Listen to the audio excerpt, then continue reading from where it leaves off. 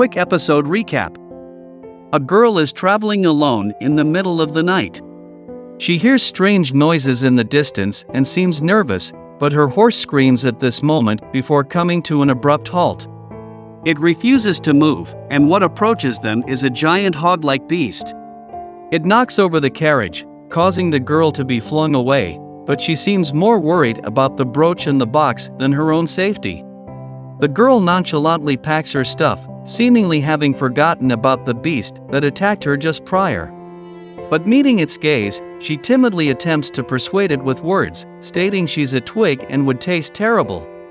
Right when she was about to get ravaged, she is saved by Setsu, who easily cleaved the beast into two. Now introduced as Ruri, she seems to think he's after her money and tries to explain that she doesn't have any at the moment. She begs for him to wait for her to gather funds, but Setsu was simply passing through the area and is just glad she's safe. He gives her a hand, but his face seems to remind her of someone she's once seen in the past. Setsu questions why she hadn't hired any guards, and Ruri explains that she was in such a rush that she didn't have the time to look for one. He kindly advises her that money isn't worth risking death and was about to leave, but she calls out to him, requesting that he be her guard instead. However, Setsu also has his own plans and refuses, but Ruri begs him to accompany her at least partway as she desperately wishes to complete her delivery. In front of the crying, begging girl, Setsu falters and reluctantly agrees to take her to the upcoming port city. And so they ride the horse together, leaving behind the rest of her goods, much to Ruri's dismay. Setsu curiously asks about the package, but she refuses to divulge anything about it. They've now made it to the port city of Marsenne, and Setsu marvels at the city's changes. According to Ruri, after the war 5 years ago, trade gradually increased, but that was after he left, so he wouldn't have known.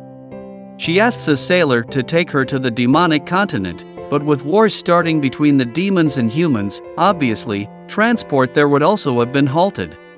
Her delivery requires her to go to the demonic continent, so she continues to ask around, but to no avail.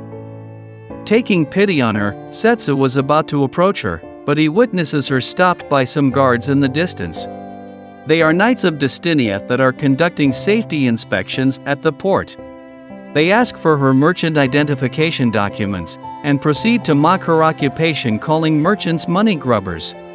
They want to inspect her bag as well, but she refuses, and they decide to harass her and forcibly confiscate the valuable for non-compliance. Setsu steps in at this moment, and he taunts them for trying to search when they don't even have a search permit. Talk about abusing their authority. He introduces himself as her guard, and as the provoked guards start to draw their blades, it draws the attention of nearby crowds. Seeing the negative attention, the leader calls for a retreat, but not before threatening them. Setsu is then pounced on by a grateful Ruri, and she wonders what she can do to repay him. In the distant sea, we can see a large shadow lurking under the waters. Later that afternoon, Ruri feeds Setsu some food as thanks for earlier. Setsu also compliments her for maintaining her smile when they were bullying her, much to her embarrassment. She then asks how he knew they needed a permit, and he attributes it to a friend that was a stickler for rules. Setsu asks how she will proceed from here, and Ruri states she would continue to ask around town for someone willing to take her to the demonic continent. Otherwise, she would consider buying a ship as a last resort. Seeing how resolved she is, Setsu gives her a suggestion, exciting her. He is also on his way to the demonic continent, so he will allow her to accompany him, but his condition is that she rest well for the night at an inn. He's noticed how hard she's pushing herself to the point of not eating and demands she rests. At an inn, they prepare to sleep as Setsu tells Ruri the bath is available for use. Before heading in to wash, however, she asks for Setsu to hold onto the box for her. His sincerity in helping her has won him her trust, and Ruri is willing to show him what's inside. She explains to him that the item inside is the very last job her grandfather took on. Upon seeing the brooch, Setsu seems surprised, seemingly recognizing the item. Ruri then starts to tell him about her grandfather. In a flashback, a young Ruri is seen walking in while her grandfather is seen arguing with a customer, not willing to sell his jewelry to an ignorant man who doesn't understand their value. The man asks for a price on the brooch, but the old man refuses to sell to him, stating he's interrupting his business. Instead of arguing, the man drops a large bag of gold coins, and the grandfather instantly changes his tune. As the saying goes, money talks. After the man leaves, Ruri comments that the grandfather once said pride was the most important thing for a craftsman, and he agrees, stating that without it, you'll get lost. Sometimes, however, there are exceptions. Her grandfather was a famous jeweler who was considered one of a kind in his craft throughout the nation of Destinia.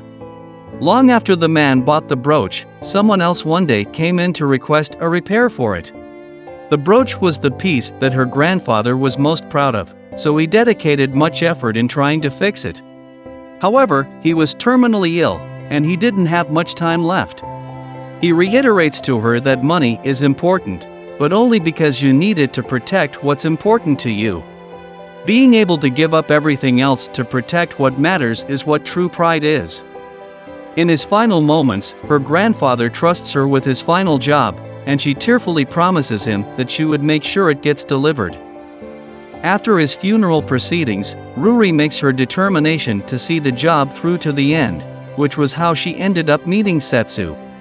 This is why she places emphasis on delivering the package safely, and she passes it over to Setsu, who uses the opportunity to clasp her hands with his. As she leaves, she reflects that with Setsu she would be able to keep her promise to her grandfather. Setsu examines the brooch, and he comes to the conclusion that it was the one he cast protection on and gave away to a certain female.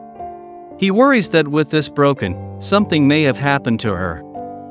It's now deep into the night, and we see how bad a sleeping posture Ruri has.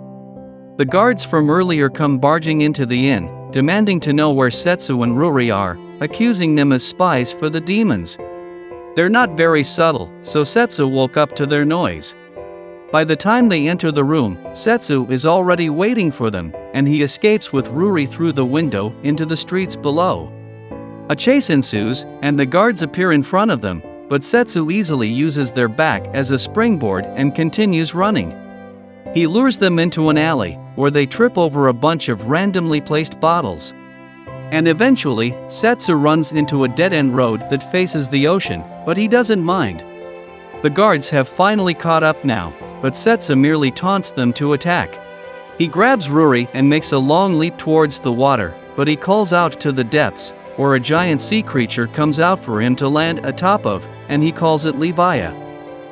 He asks for it to take them to the demonic continent, and it slowly swims away. The guards remain in disbelief, and the leader decides to dismiss the case as them dreaming the entire thing up. Far out at sea, Ruri deduces Leviah is actually Leviathan, the god of the ocean. She wonders who in the world Setsu actually is, but her thoughts are interrupted by the sight of the demonic continent in the distance.